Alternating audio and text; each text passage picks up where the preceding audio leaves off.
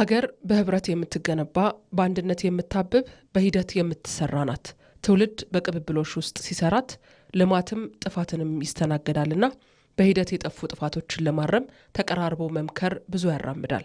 በሀገራዊ ምክክር እየተሳተፉ የሚገኙ ተመካካሪዎችም ለሀገራቸው ከትውልድ የተበረከተ ታሪካዊ ስጦታ ሆኖ የሚመዘገብ ነው። ሀገር የሰዎች ክምችት ነው። አንድ ግለሰብ ለሀገር የሚያበረክተው አስተዋጽኦ አለ። እኔ በግለሰብ ደረጃ ስለ ሀገር የሚመለከተኝን ነገር ኮንትሪቢዩት ካደረኩ አንድ ነገር አደረኩ ማለት ነው። መተቸት ቀላል ነገር ነው። ነገር ግን ውስጡ ገብተሽ ተሳትፈሽ ልትለውጭ የምትችው ነገር በራስሽ አቅም ልትለውጭ የምትችው ነገር መለወጥ ይሄ ይመስለኛል የሀገር ግንባታም የምንለው ይሄ ነው።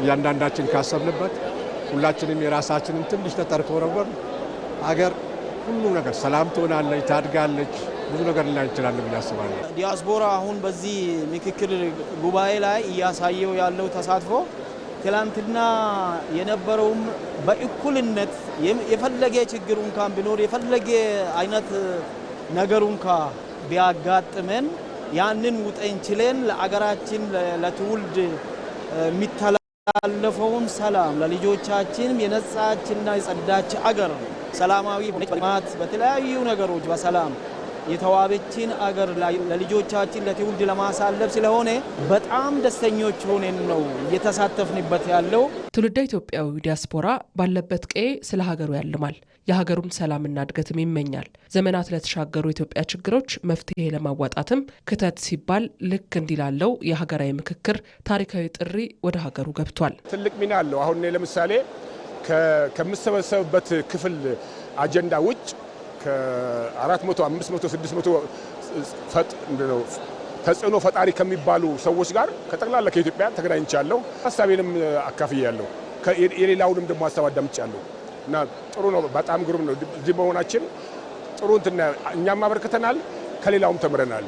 በዚህ ምክክር ላይ እውነት ለመናገር ወጣ ብሎ ማየትና ውስጡ መሆን አንዳንዴ አንድ አይደለም። ዳያስፖራው የተለየ እውቀት የተሻለ ነገር አለው ለማለት አይደለም፣ ግን ከሰማነው ካየነው በተለይ ደግሞ ኢንተርናሽናል የሆነውን ኢምፓክት በማሰብ ወይም ደግሞ ዓለም አቀፋዊ የሆነውን ነገር በማሰብ ከተለምዶ አገር ከመውደድም ተነስቶ የሚደረጉ ነገሮች ላይ ድል ማግኘት ትልቅ ነገር ነው። የምክክሩ ግብ ሀገርን ማስቀጠል ነውና ትኩረት ሁሉ ወደ ተሻለችው ነገ፣ አይን ሁሉ ወደምታጓጓው በምክክር የተግባባች ኢትዮጵያ መጽናት ሆኗል። ከምክክር በላይ ሀገርን ሊያጸና የሚችል ነገር ያለም አይመስለኝም። የሚቀረን እንደው ያው የለመድነው ጦርነትና ጥይት ብቻ ነው የሚቀርብን እና ያንን ለማክሸፍ ደግሞ ይህንን የመሰለ ህብረተሰብ ተሰባስቦ የሚነጋገርበትን ነገር ብታራክሹ ራስሽን ነው መጠየቅ ያለብሽ። እኔ ማንኝና ነው መጀመሪያ እኔ ማንኝ የሚለውን መጠየቅ ያለብሽ ይመስለኛል። ትችቶች አሉ።